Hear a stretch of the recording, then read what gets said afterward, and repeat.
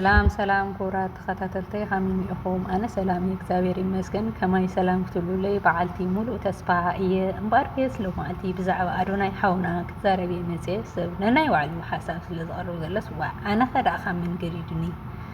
زقلو 24 ساعة الراس إيني نزا من كنا نقوست تيغور كوز عريولن هذا خع أم خع أبشجرو أنا هذا راح يكون في كذا تلو برجس أب كندا نهارلو إز كذا تلو ስለዚህ አዶናይ ማለት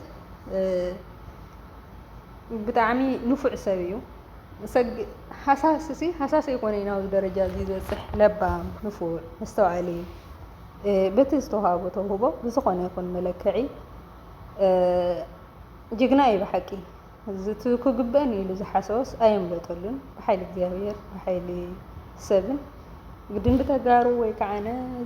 ናብ ዘረኝነት ወይ ከዓ ሃይማኖት ግዛዕ ጥልቕልቕ ኢልካ ዘይኮነስ ብሓቂ ብዓይን ሓቂ ተመፂናሲ አዶናይ ማለት ጅግና እዩ በቃ መዋዳድርቲ ዘይብሉ ጅግና ማለት እዩ ብሓቂ ጅግና ለዋ እግዚኣብሔር ምስ ይኹን ሓቲም ናብ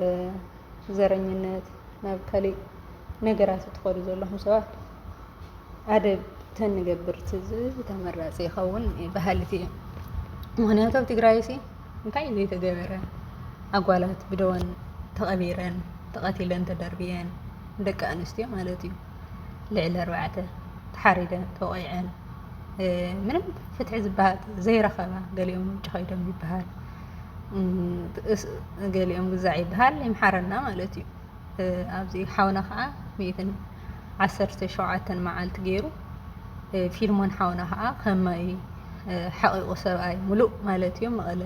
ሕሹ ክዝበለ ሰብ የለን ያው ዛ ሞባይል ዝሓዝና ያው ደገ ዘለና ስቆ ይበልና ግን ምንም እቲ እዚ ቶም መራሕትና ዝብሉ ቶም ናይ ሃይማኖትና ዝብሉ ሰባት ሲ ብጣዕሚ ዝገርመካ በቃ ንሱስ ሓቅነቱ ከውፅኦ ጅግንነቱ ከውፅኦ እግዚኣብሔር ዕድመን ጥዕናን ይሃቦ ብዙሕ ፀገም ዘለዎ ይኹን ንሕና ይመረፅናዮም ኢትዮጵያ ዝመረፆ ጅግና ሰብ እዩ ግን የተዓዛዘበካ ኣሕዋተይ ማዕረይ እና አዶናይ ከዓ ሓድሽ ሪከርድ ሰቢሩ 4000 ፎሎወርስ ኣትዩ 5000 خاطر እንኳን ተስፋ ንገብር ካብዚ ብዝበለፀ ክበፅሕ እዩ ያው አዶናይ ጅግና ለባም እዩ ብሓቂ ጅግና ብምዃኑ ከዓ ክንሕጎስ ኣርና እዩ ዝግባአና كنصلت وني كبأنا فتح خنطية ون كم هنا أسي متن كم حاونا متن كن سئل كا أنا زي سئل كا هتوتو مال بزك زي اللي هوني يسمعنا فتحي بعين حكي فتحي لك خنتي كل شيء أسر كله فتحي الكات حتى وثم راح تنازل بين مرة لهم كزارو يتي كم هنا أسي متن أنقان أدوناي سجت إلى رجع الديل كذي كناس سرعة نخيلو حدا له كيمس كأفريقيا إثيوبيا هوتيلات زي هاي لكرس لاسي متوكل هو بهلهم سلزغون يكون سرعة قديدو كف مثل ذلي سرعة قديدو وعنكرو توزيزو لما أنا مسيلو شاو تقرأ وصح مالتي سلازيس تدون قرنا خافتها قرنا كافت خواوينا زي وصنديو أنا فتحي بقنعنا نحاونا كنبري قبأنا እግዚአብሔር ጸሎት ክንገብር ይግባና እቶም መራሕቲ ግን ሞራል ይብሎም ስለ አዶናይ ክዛረቡ ስለ ዘረኝነት በቃ ኣብ ዘረኝነት ተጸሚዶም ነቢሮም ህዝቡን ይጽለለው ሰብነ ሰምት ሕቁቅ አፍጸገም ይውልና እንኳን ኢትዮጵያውያን አፍሪካ ሓንቲ ተትኾነሲ ክንረብሕ እምበር ይንኸስር ስለዚህ ዙ ተጸጊዕኻ እዚዮ መባልሲ ዘዋጸና ይኾነ ኣይዋጸና ነውን ልዕሊ 50 ዓመት ተቃሊስና እንታይ ነው መረኺብና ሕሩስ ኮይና ኣላ ትግራይ ቤት ኣይረኺባ ርኢና ህዝባ ባዲሙ ዓደዳ ስደት ኮይኑ ህልዲ ክስልፍ ገይሩና ይጠፍአልን እንታይ ገይሩና መጀመርያ ንብዛሕ መጀመርያ ንፍረ መጀመርያ ንንበር ድሕሪኡ ካልእ ይፍጠር ተዘይ ኮይኑስ ኣነ ወዲ ገለና ተባህልና ያልናሲ ዕድሞም እስራት የሞልኩም ኣሕዋትና ቁፂ ኢሎም ጠፍ ዘለዉ ንሽተን ባረው ኢልና ንሕሳብ ኣነ ሕወሓት እየ ኣነ ኸምዚ እየ ኢልካ ምክፋል ዘይኮነሲ ዓይን ሓቂ ምስ ማንም ተሓቋቒፍና ዘይንኽእል منبار ريحشن نينا عدم أيو እስካዕ ክንዲዙ ካብ ውልና ወለዶ ፅልእና ሰብኽና ንኸድ ዘለና እና በይዛኹም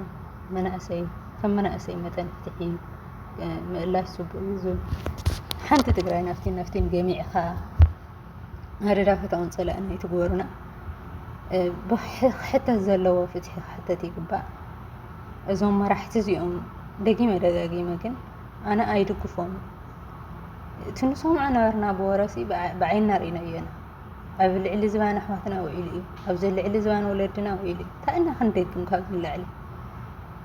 ንሕና ንዝደለናዮ ምስ ኤርትራ ይኹን ምስ ሱዳን ይኹን ምስ ኣፍጋኒስታን ይኹን ምስ ማንም ተሓቋቂፍና ዘይንኸድ ንምንታይ ኣነ ውድእ ገለና በልናሲ እንታይ ኢና ከሲብና እንታይ ኢና ጥሪና እንታይ ኢና ፍሪና ስለዚ ኣሕዋተይ ቆም ኢልኩም ሕሰቡ ቆም ኢልኩም እትብልዎ ንብሎ ንሰማማዕ ብዓቕምና ነወፊ እዚ ዝቕመጥ ዝስነድ እዩ ኣነ እንታይ ይዛረብ ኣለኹ እንታይ ይፀውዕ ኣለኹ እንታይ ይሓስብ ኣለኹ ሲ እቲ ዝኒአናዮ ሲ የባድመና እዩ ዘሎ እምበር የፍርየና የለን በተለይ ኤርትራ ትግራይ ኣምሓራ ከምኡ ኢሉ ኢትዮጵያውያን ኤርትራውያን ሲ ንፀንት ኣለና ሱዳን ብሰንኪ ኩናት ኣብ ውሽጥና ይኹን ኣብ ደገና ይኹን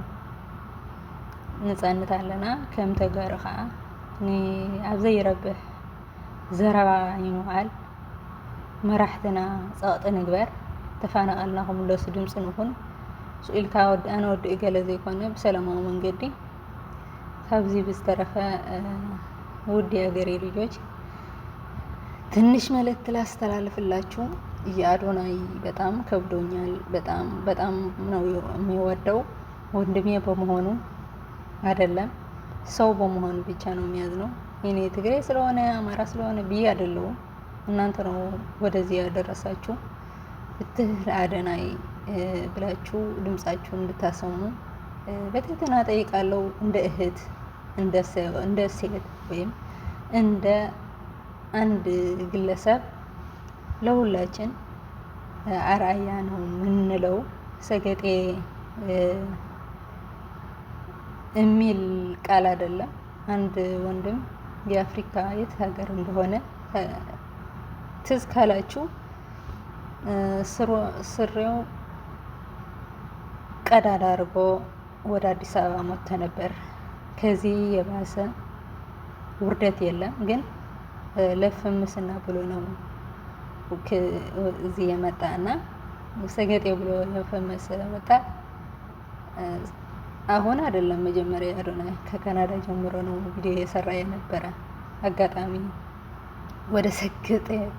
ስለተቀየረ ነው ወደ በረከቱ የተቀየረ ነው እንጂ 3 አመት 4 አመት ነው ያየን ሁላችን አሁንም ድምጽ ነው በቅንነት ጸሎት አድርጉሉ አሁንም ሪከርድ ሰብረዋል እስር ቤት ገባ እና በሰላም እንዲወጣ የሁላችን ምኞት እንዲሆን ተስፋ አድርጋለሁ ያሁኑ ፕሮግራም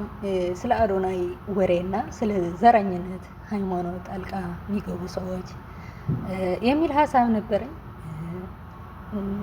ከዚህ ባለፈ